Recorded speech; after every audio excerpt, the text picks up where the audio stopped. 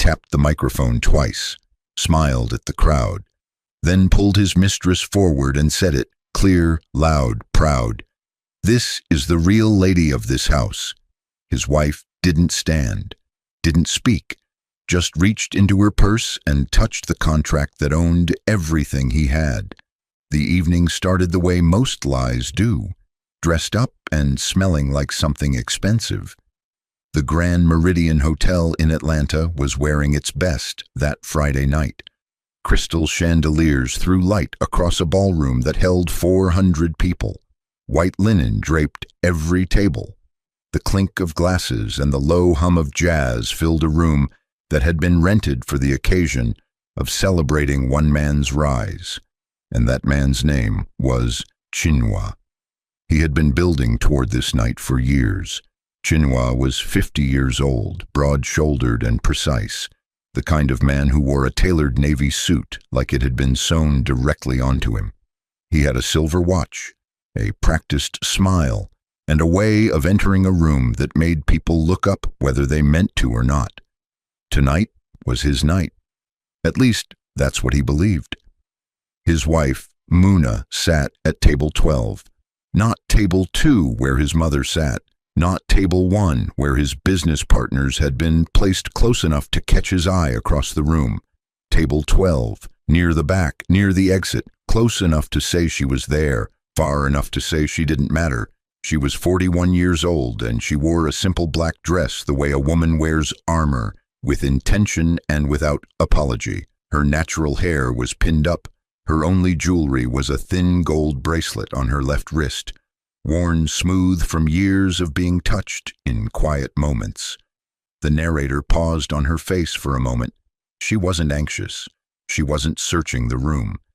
She was still the way deep water is still, calm on the surface, moving in ways you couldn't see. Chinua took the podium at 9 o'clock sharp. The room settled. He thanked his investors. He thanked his legal team. He thanked the city of Atlanta. He thanked God.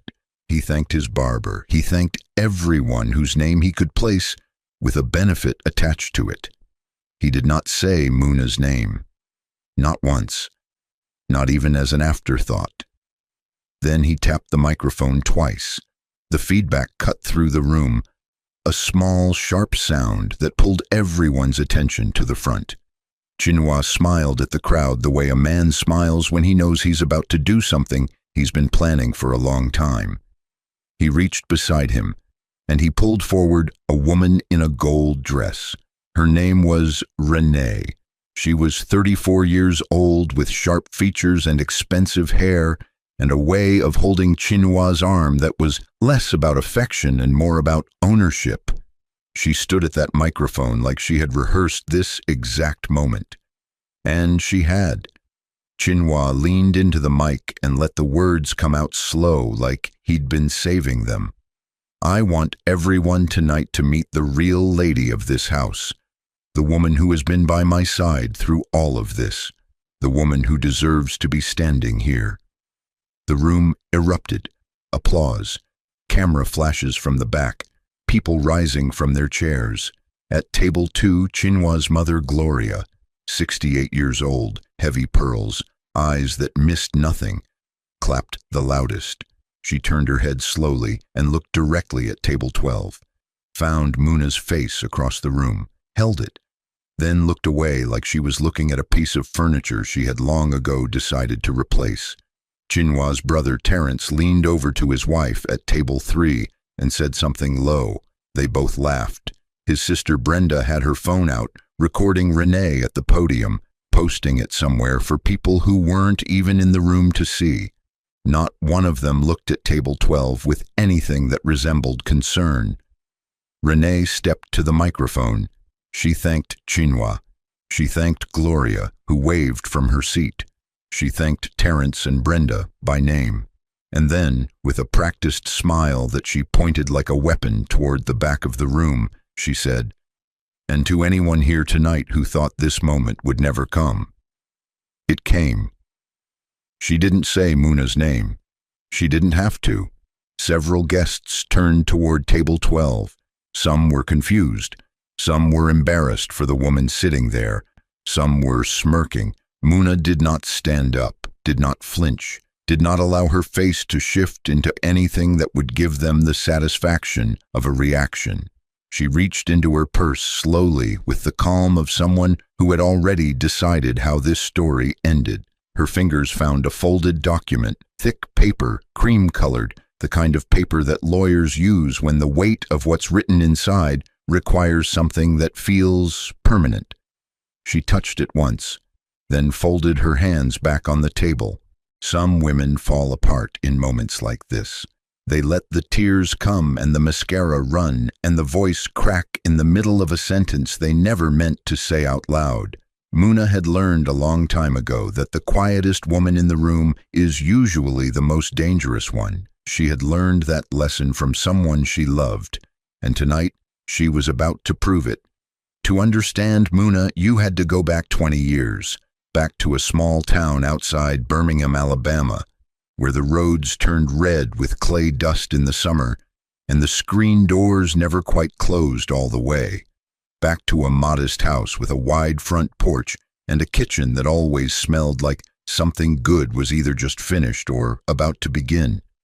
Back to a wooden table under a single lamp where a young woman sat studying long after everyone else had gone to sleep. Young Muna was 21 years old and bright-eyed in the way that people are bright-eyed when they have not yet learned how many things in this world are designed to dim them. She was studying everything she could get her hands on: business, engineering, finance. She didn't come from money.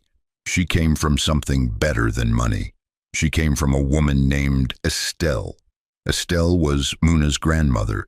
She was a woman who had spent her entire working life in other people's houses, cooking their food, raising their children, pressing their shirts, and had done it all with a kind of dignity that couldn't be bought or borrowed. She was sharp in the way that women get sharp when the world doesn't offer them shortcuts.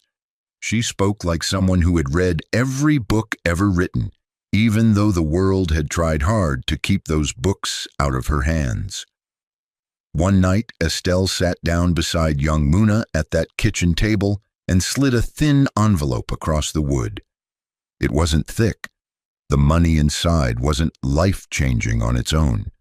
But what it represented was 30 years of a woman choosing herself over comfort, choosing the future over the present, choosing one girl's possibility over everything easier she could have done with those dollars instead. "This is everything I saved," Estelle said. Her voice was low and certain. 30 years of it, and I want you to use it to buy something that nobody can take from you. Not a man, not a family, not a name. Something with your name on a piece of paper. Do you understand what I'm telling you?" Muna nodded. She understood. Or she thought she did. She would understand it more completely later. Then Estelle reached down and unfastened the thin gold bracelet from her own wrist. It was worn smooth from decades of being worn. The kind of piece that isn't valuable because of what it's made of, but because of who put it on and why. She fastened it around Muna's wrist with careful fingers and looked at her granddaughter with the fullness of everything she had ever wanted to say. "When the world tries to tell you who you are," Estelle said, "look at this and remember who told you first." Muna used that money to enroll in business and petroleum engineering courses. She worked entry-level jobs at an energy consulting firm for 3 years while finishing her education at night. She spent her late 20s building contacts in the oil industry quietly, learning the names, learning the deals, learning the language of rooms she wasn't yet invited into, but intended to walk through one day. She was never the loudest person in any meeting. She was always the most prepared. At 32, she met Chinua at an industry conference in Houston. He was charming and ambitious and already climbing in a way that seemed inevitable. He told her on the second night that she was the most brilliant woman he had ever met. He said it like he meant it because back then he did mean it. They built something together. His energy consulting company in its early years was held together by her contacts, her technical knowledge, her credibility in rooms where her name carried weight. She brought the clients. He held the meetings. She was the architect. He was the face. In those early years, it was good, genuinely good, the kind of good that makes people think they have found something that will last. They worked late together at the kitchen table the way she had once worked late at Estelle's kitchen table. Papers spread out everywhere, coffee going cold and neither one of them noticing. She believed in him, she believed in them, and she poured her best years and her sharpest thinking and her most important relationships into a company that carried his name on the door because she had decided that love meant giving without accounting. It was a decision she did not regret, not because it wasn't painful to see how it had been taken advantage of, but because the woman she had become through building all of that, the knowledge she had sharpened, the patience she had grown, the contacts she had cultivated, the understanding she had developed of the industry and its language and its rhythms. None of that went away when the marriage did. You cannot take a woman's expertise from her. You cannot erase what she has learned. Those things stay. For a while, they both told themselves that arrangement was fine. For a while, it was. Back in the ballroom, Muna's hand moved beneath the table without her thinking about it. Her fingers found the gold bracelet and traced it slowly. The applause for Renee was still going. Gloria was still clapping. Chinua was still smiling. And Muna was sitting at table 12, touching a piece of worn gold, hearing Estelle's voice in the back of her mind like a song she had never forgotten. Estelle had been gone for 6 years, but the bracelet never left Muna's wrist, and neither did the lesson. It didn't happen all at once. That's the thing people don't understand about this kind of betrayal. It doesn't arrive like a storm. It arrives like fog, slow, quiet, settling in so gradually that by the time you realize you can't see, you're already deep inside it and you don't know which direction leads back. 18 months before that Friday night dinner, Muna started noticing the distance in Chinua. Late nights that didn't match the work he said he was doing. Business trips that appeared on his calendar after she had already heard about them from other people. A second phone that she wasn't supposed to find, tucked beneath a folded jacket at the back of the closet. The screen lighting up in the dark at 2 in the morning with a name she didn't recognize. She did not confront him immediately. Muna had never been the kind of woman who moved before she understood what she was moving toward. She watched. She listened. She kept a small notebook in her nightstand and wrote dates, times, inconsistencies, names. The way a woman writes things down when she knows the truth but understands that feelings are not the same as evidence. She found Renee not through a confrontation or a confession, but through a business filing. Renee's name appeared on a subsidiary of Chinua's company, a subsidiary that Muna had originally helped structure 2 years prior. Her framework, her legal architecture, her contacts used to fund it. The paperwork had been quietly amended. Muna's name had been removed. Renee's had been added. She sat with that document for a long time before she said anything. Then one Sunday morning, over breakfast, with no raised voice and no accusations, she placed a copy of the filing on the table in front of Chinua and asked him to explain it. He picked it up, read it, set it back down, and said, without flinching, that Renee was just a business associate, that the filing was a technicality, and that Muna was paranoid. He said she had always been too suspicious. He said it like it was a character flaw she needed to work on. That same evening, without Muna asking her to weigh in, Gloria called. Chinua's mother's voice came through the phone, smooth and deliberate, like she had been waiting for the right moment to use it. Some women hold their husbands too tight and then wonder why they leave, Gloria said. Maybe if you were more supportive and less controlling, Darnell, Chinua, wouldn't have to find his peace somewhere else. Muna said nothing. let the silence sit on the line, then thanked her and hung up, wrote the date in the notebook, the time, the exact words. Over the months that followed, the picture filled in completely. Gloria had known about Renee for over a year. Terrence had made the introduction himself at a conference in Houston, the same city where Chinua and Muna had met. Brenda had taken Renee shopping for the dress she would wear to the corporate dinner. The family hadn't just accepted what Chinua was doing, they had participated in it. They had planned it. This wasn't a husband who lost his way. This was a coordinated removal. They didn't just want Chinua to be with Renee. They wanted Muna gone, erased, replaced so completely that even the memory of her contribution to everything Chinua had built would disappear along with her. The breaking point arrived on a Tuesday afternoon 3 weeks before the dinner. Muna came home from a meeting in downtown Atlanta and walked into her kitchen to find Renee sitting at her table, not standing in the doorway, not in the driveway, at her table, sitting in her chair, drinking from a mug that Muna's own hands had bought. Gloria was across from her, speaking in the relaxed, comfortable tone of a woman in a room where she felt entirely at home. Chinua walked in from the hallway behind Muna a minute later. He looked at his wife standing in the doorway of her own kitchen, looked at the woman sitting at her table, and said, without apology, without shame, without any register of what this moment actually was, "I've been meaning to talk to you. I think it's time we had an honest conversation about our future." Muna walked back out the front door, got into her car, sat in the driveway. For 2 hours she sat in the gathering dark without turning the engine on.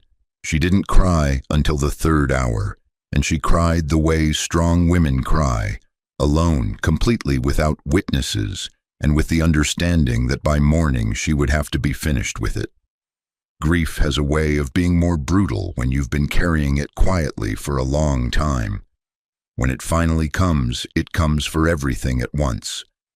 She cried for Chinua, not the man sitting in that kitchen, but the man she had believed in at a conference in Houston when she was 32 years old and the world still felt wide open. She cried for the years, for the contacts she had shared freely, for the late nights and the poured-out faith and the version of herself that had genuinely believed that building something together meant it belonged to both of them equally. She grieved all of it right there in that driveway, and then she was done. But here is the thing about Muna. She had been Estelle's granddaughter for 41 years, and Estelle's granddaughters didn't break in ways that couldn't be rebuilt. They broke, and then they got up. And when they got up different. The next morning she made one phone call to a man named Warren, her first real mentor from her early days in the energy industry, a retired petroleum attorney with 40 years of experience and a reputation for being the most deliberate, most dangerous man in any negotiation room he had ever entered. She had stayed in contact with him carefully over the years, the way you stay in contact with people who understand the real value of what you carry. She called him at 7 in the morning and said 3 words, "Warren, I'm ready." Warren picked up on the second ring. He did not say good morning. He simply said, "I will be in Atlanta by Thursday." That was the thing about Warren. He had been waiting for this call too. He had told her 2 years ago when she first came to him with the survey results and the trust documents that the moment she was ready, they would move. And they had been preparing, slowly and precisely, ever since. 2 years of legal framework, 2 years of quiet positioning, 2 years of a woman doing what Estelle had told her to do, building something nobody could take, because Muna had been sitting on something for 2 years, a contact, an opportunity, a geological survey conducted quietly on a piece of coastal property that had belonged to a trust her grandmother Estelle had established decades ago. A small parcel of land near the Gulf Coast that nobody had thought to look closely at until a survey revealed what was sitting beneath it. Oil. Deep, significant, industry-moving oil. The kind of discovery that changes what a name is worth in every room it enters from that point forward. Muna had known about it for 2 years. She had told no one, not Chinua, not his family, not anyone connected to the life she was about to leave. She had simply waited until the moment was right. Estelle's voice in her head. Don't react. Respond. The day of the dinner, Chinua was in the bedroom at 4 in the afternoon, rehearsing the speech he would give. Renee was across town having her hair done, the gold dress hanging on the back of a door that Muna had never been invited to open. Gloria was pressing her pearls. The family was getting ready for the night they had been building toward, and Muna was in a downtown Atlanta law office, sitting at a long conference table with Warren beside her and 3 oil company representatives across from her, signing the final documents on the largest private oil field acquisition the country had seen in 20 years. The deal was called the Meridian Gulf Acquisition. The land rights traced back to Estelle's trust, a small coastal property that had passed to Muna quietly and legally 6 years ago when her grandmother passed. The geological survey 2 years prior had confirmed what the underground data suggested. The reserves beneath that land were not small. They were significant. $16 billion significant. The kind of significant that doesn't just change one woman's life. It changes the industry's conversation for the next 50 years. Muna signed the final documents at 4:47 in the afternoon. Warren shook her hand with both of his, the way old men shake hands when what they're really saying is that they are proud of you in a way that words would make smaller. She thanked the legal team, thanked the representatives, gathered her copies of the agreement into her bag, that cream-colored paper, thick and permanent, the kind of paper that means what it says. She went home. She showered. She stood in front of the mirror in the bedroom that had once felt like hers and was now just a room she slept in. She put on a deep burgundy gown. She let her hair down. She put on Estelle's bracelet. She looked at herself for a long moment, not with vanity and not with sadness, with recognition. She saw the 21-year-old at the kitchen table. She saw the woman in the law office at 4:47 p.m. She saw them as the same person, finally arriving somewhere they had always been headed. She drove to the ballroom. She parked the car, and she went inside. She wasn't going to that dinner to save her marriage. That was already gone, and she had already grieved it in a driveway on a dark Tuesday night. She wasn't going to make a scene or expose Chinua in anger or give anyone in that room the satisfaction of watching her fall apart. She was going because she had been built by a woman who understood that some chapters need to be closed with witnesses, and 400 people was enough witnesses. Now the evening catches up to itself. The applause is still happening. Renee is still at the podium in her gold dress, still pointing that smile toward table 12. Gloria is still clapping. Chinua is still standing tall at the front of the room, performing success in the way he had practiced his whole life. And Muna is at table 12, hands folded, touching the bracelet, holding inside her something that the rest of the room doesn't know about yet. Her phone had been quietly receiving messages since before she walked through the door, her legal team confirming that the funds were transferring. The documentation had cleared. The press release was scheduled for 9 a.m. the next morning, at which point every major business publication, every energy news outlet, and every financial network in the country would be running a story about a $16 billion oil field acquisition completed by a private individual named Muna. At 9:15 p.m., the doors at the back of the ballroom opened. A man walked in who had not been there earlier, 70 years old, silver-haired, wearing a dark suit with the quiet authority of someone who had been in boardrooms so long they had become his natural habitat.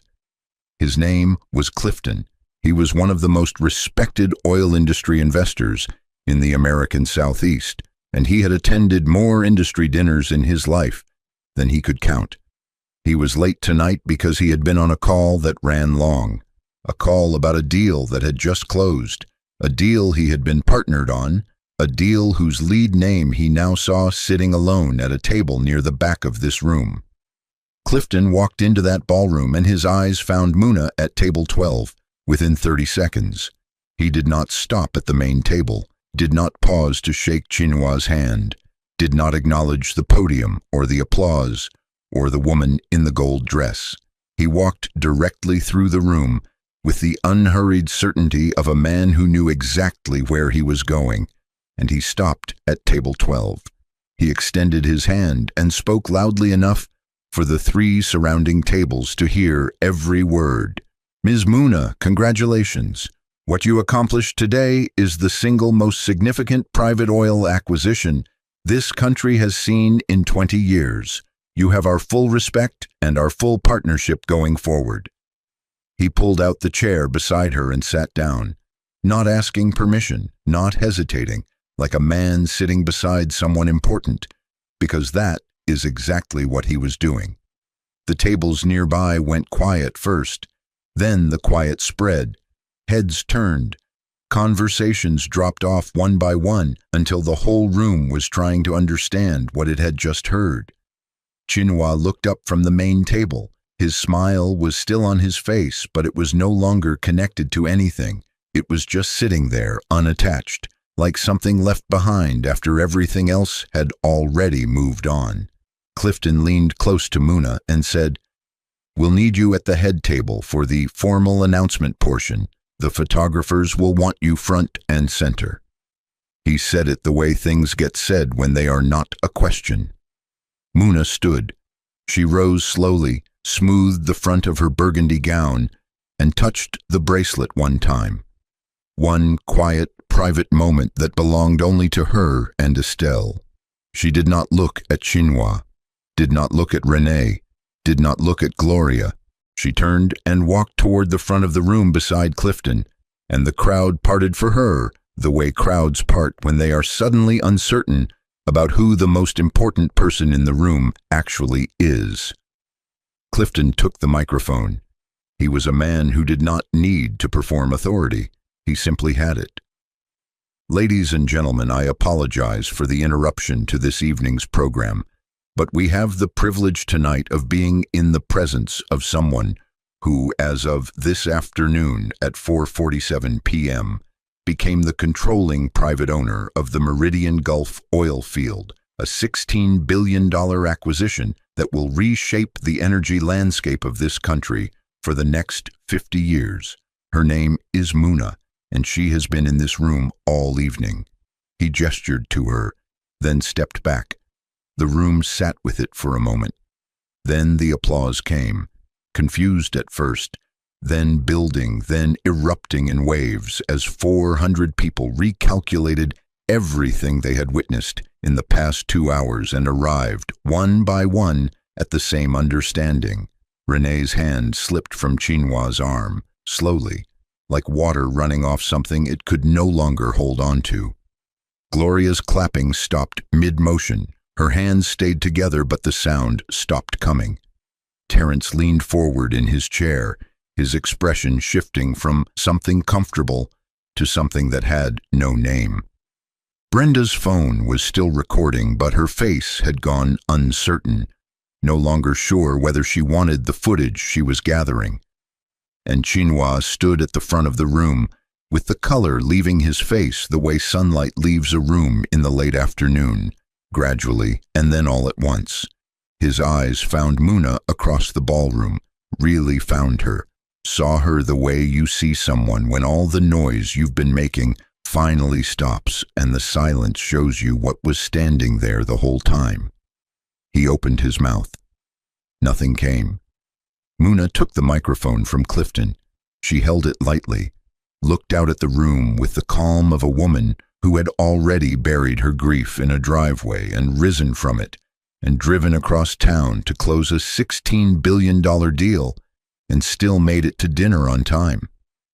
she said. "My grandmother told me to buy something with my name on it, something nobody could take from me.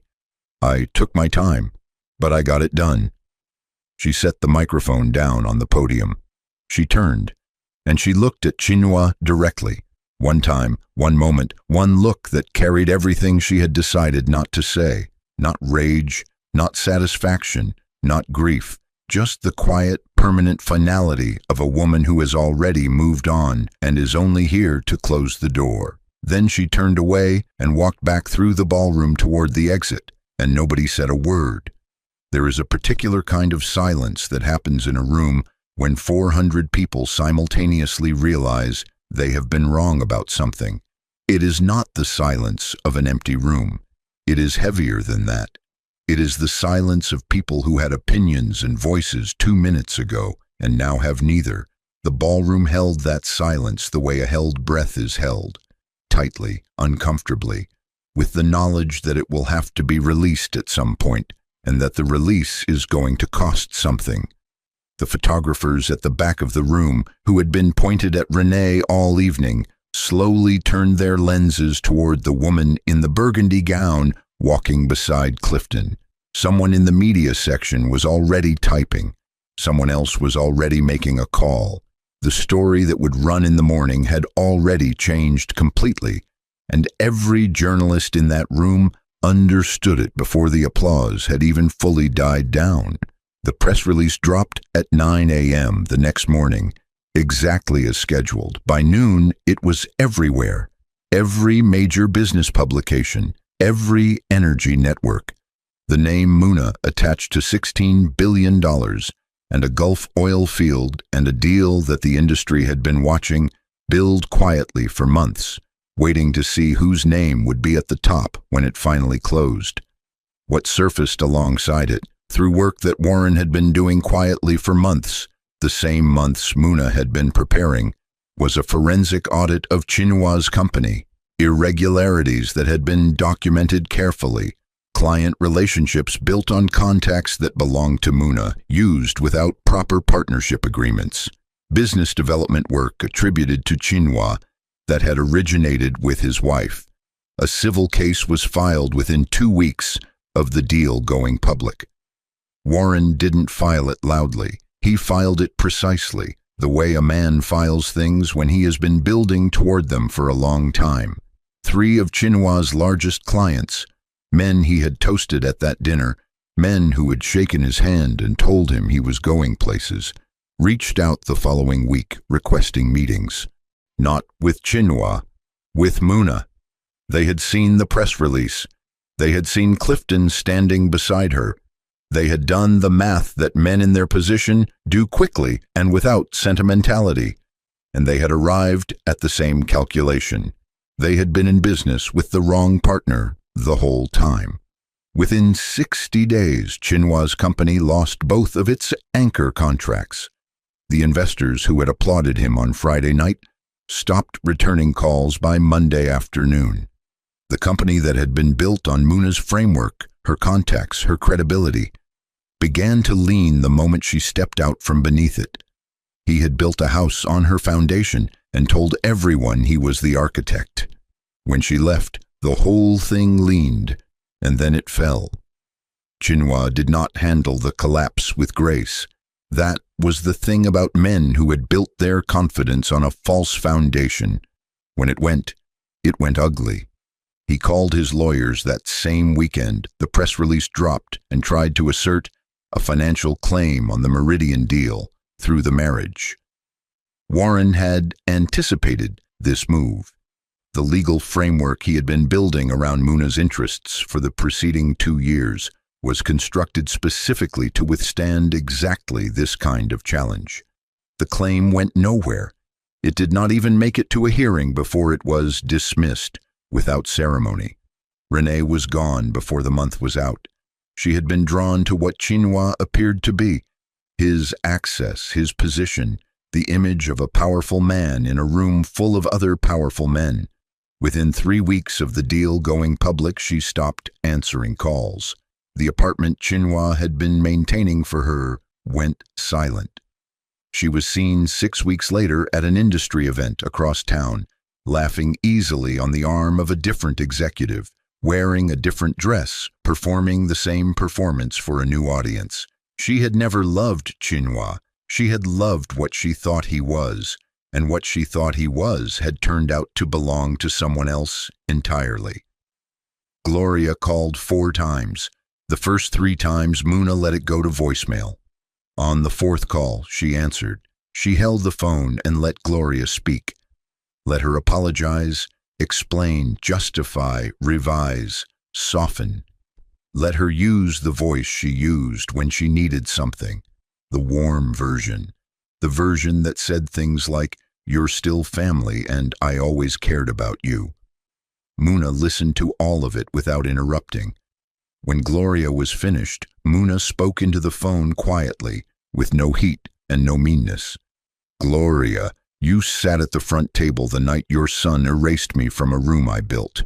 We don't have anything left to say to each other." She hung up. She didn't block the number, she simply never answered again. Sometimes the most devastating thing you can do to people who dismissed you is to stop being available to them. Terrence and Brenda found their reckoning in their own time. The video Brenda had recorded at the dinner, Renee at the podium, the announcement, the family clapping, made its way online the way things do. But the context had completely reversed. People watching it now understood what they were seeing. A husband crowning another woman in a room his own wife had helped build.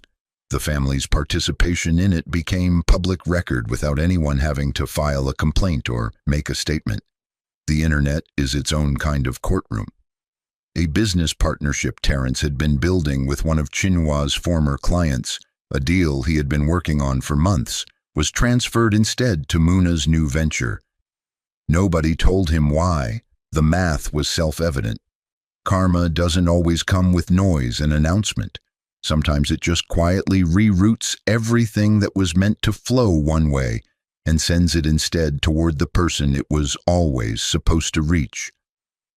6 months later, Muna was back in Birmingham. Not in Estelle's house. That had been gone for years. Sold after her grandmother passed.